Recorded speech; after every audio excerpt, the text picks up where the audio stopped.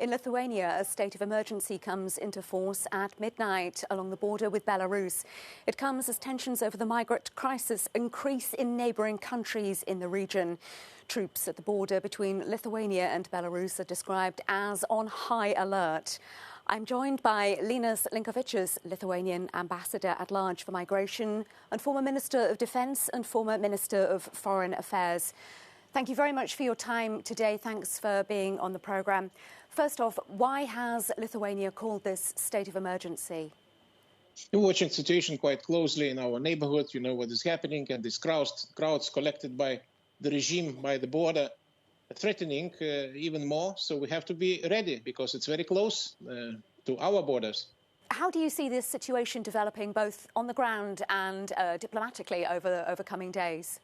First of all, I would like to correct what you said, that's migration crisis. This is not migration crisis. This is hybrid attack, which is artificially made by the regime.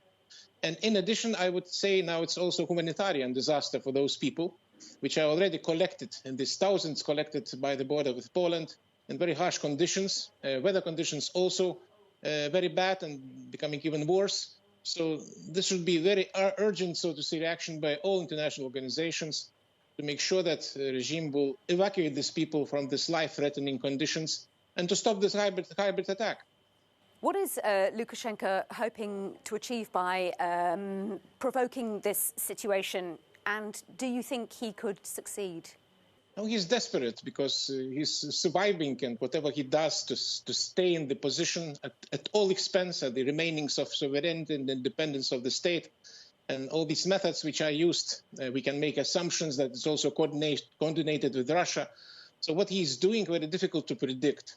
But now we also can assume that he would like to make sure that we will change our policy. Maybe we will lift some sanctions, which is also their desire, which happened before many times. He used to trade off political prisoners, as we remember. And here there were also some hints by him and also by Russia recently. Pay some money and they will start to manage the crisis. So this is, in short, what they would expect. What can the international community do to improve this? To extend pressure to make sanctions, this process, fifth package now is in preparation in Brussels, to speed up this preparation, to start preparing sixth package of the sanctions, to increase pressure in general and isolation of the regime. At the same time, we have to make sure that to help these people, because they're also humans. They are used as tools. They are weaponized and instrumentalized, at least. And this is also something should be addressed very urgently.